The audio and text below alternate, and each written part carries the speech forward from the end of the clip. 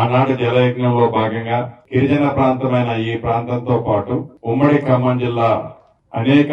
నియోజకవర్గాలను సస్యశ్యామలం చేయాలని ఆనాటి కాంగ్రెస్ ముఖ్యమంత్రిగా వైఎస్ రాజశేఖర రెడ్డి గారు రాజీవ్ సాగర్, ఇందిరా సాగర్ పనులు చేపట్టి కొన్ని పూర్తయిన తర్వాత కేవలం భేషజాలకపై తెచ్చుకున్న తెలంగాణలో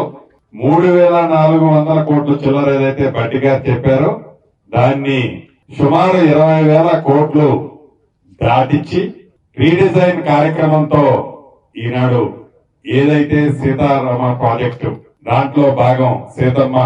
బ్యారేజ్ దగ్గర మనం ఉన్నాం. ప్రత్యక్షంగా చూస్తే కడుపు తరుక్కుపోయేటట్లు ఉంది. ఆనాటి 10 సంవత్సరాల పరిపాలన రాష్ట్రం ఏర్పడిన తర్వాత ఈనాడు ఉమ్మడి ఖమ్మం జిల్లాకి ఆ 2 ఎన్నికల్లో ఆ ప్రభుత్వానికి మొన్న జరిగిన 3వ ఎన్నికతో సహా కలిపి ఒక్క సీటు కంటే ఎప్పుడు ఉమ్మడి ఖమ్మం జిల్లా ప్రజలు ఆ దొరల పాలనకి మద్దతు తెలపలే. దాన్ని మనసులో పెట్టుకొని కచ్చ పెట్టుకొని ఈ గిరిజన ప్రాంతమైన ఈ భద్రాద్రి కొత్తగూడెం జిల్లా గాని ఖమ్మం జిల్లా కానీ అన్యాయం చేశారు అనడానికి స్పష్టతే ఈ సీతారామ ప్రాజెక్టు.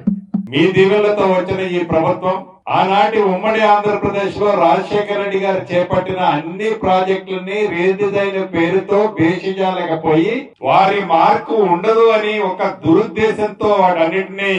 వైండప్ చేస్తే ఈ ప్రజా ప్రభుత్వం ఇందిరమ్మ రాజ్యం గౌరవ ముఖ్యమంత్రి రేవంత్ రెడ్డి గారి నాయకత్వంలో వచ్చిన తర్వాత ఎక్కడ భేషజానికి పట్టుదలకి పోకుండా వారు తప్పు చేశారని తెలిసి కూడా తప్పుని వీలైనంత సరిదిద్దుతూ వీలైనంత ఖర్చుని తగ్గించే ప్రయత్నం చేస్తూ ఇక్కడ సీతారామ ప్రాజెక్టు గాని అక్కడ సాధ్యాసాధ్యాలు పరిశీలించి ప్రపంచంలో 8వ మహా అద్భుతమని చెప్పే కాళేశ్వరాన్ని కూడా సరిదిద్దాలనే తపన ఉందే తప్ప ఈ ప్రభుత్వానికి భేషజాలకపోయి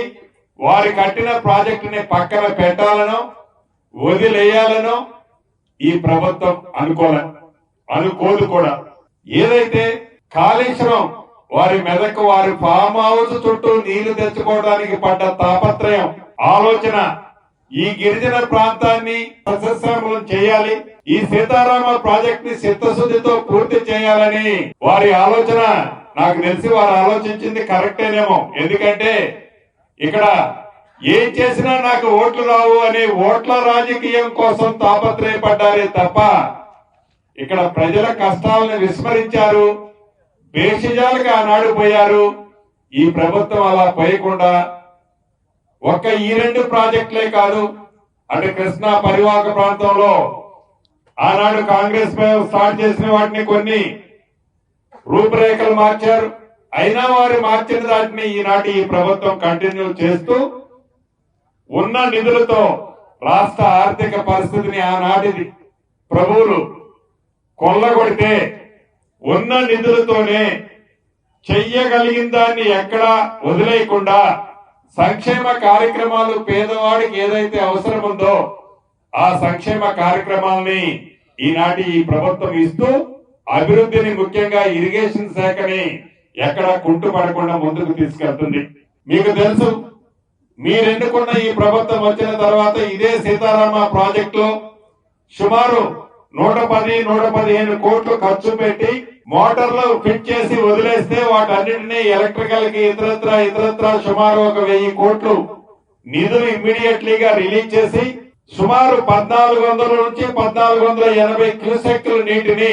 ఖమ్మం జిల్లాలోని వైరా, సత్తుపల్లి, అదే రకంగా తాగునీరు వైరా ప్రాజెక్టు నుంచి వచ్చే తాగునీరు ప్రాజెక్టులకి మైన్ ఇరిగేషన్ ప్రాజెక్టులు అన్ని సుమారు 1,25,000 ఎకరాలని ఎంత కరువు వచ్చినా దాన్ని పంట పండించాలనే చిత్తశుద్ధితో ఈ ప్రభుత్వం ఆల్రెడీ మోటార్ లాంచ్ చేసి ఈ వచ్చే నీటిని వృధాగా కిందికి పోనీయకుండా ఈ ప్రాంతాన్ని సాగులోకి తెచ్చుకునే దాంట్లో భాగంగా దాంట్లో కష్టాలు ఏమున్నాయో ప్రత్యక్షంగా వచ్చి చూసి నిధులేమన్నా అదనంగా అవసరమైతే రిలీజ్ చేయాలని, నీటిపారుదల శాఖ నుంచి ఏమైనా ఆదేశాలుంటే వాటిని కూడా స్పాట్ లోనే ఇచ్చి ఈ ప్రాంతంలో ఎక్కడా సాధ్యమైనంత వరకు అవకాశం ఉన్నంత వరకు రైతులకు నీటినివ్వాలనే తపనతోనే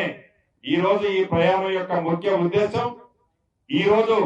ఈ ప్రభుత్వం ముఖ్యమంత్రి రేవంత్ రెడ్డి గారి నాయకత్వంలో ప్రతిపక్ష పాత్ర పోషించకుండా ఒంట్లో ఉన్న విషయాన్ని నిరంతరము చిమ్ముతూ ఈ ప్రభుత్వానికి సంబంధం లేని అనేక అబద్ధాలని అసత్యాలని సత్యాలుగా చెబుతూ పబ్బము గడుపుకుంటూ నోరు తెరిస్తే పచ్చి అబద్ధాలు చెబుతూ ఏదైతే 10 సంవత్సరాలు పరిపాలించిన ఆనాటి ముఖ్యమంత్రులు గాని మంత్రులకు కానీ మరొక్కసారి ప్రజల కష్టాలు చూసి ఈ ప్రభుత్వం ఎలా పనిచేస్తుందో కనీసం దాన్నైనా మీరు పొగడకపోతే పొగడకపోయారు. విమర్శించడానికి ముందు చేసే పనినన్నా గుర్తు తెచ్చుకొని కొద్దిగా జ్ఞానం తెచ్చుకోవాలని కూడా వారికి వేదిక ద్వారా సూచన చేస్తూ ఇప్పుడు నీటిపారుదల శాఖ మంత్రి వర్యులు ఉత్తమ్ కుమార్ రెడ్డి గారిని మాట్లాడవలసిందిగా కోరుతున్నారు.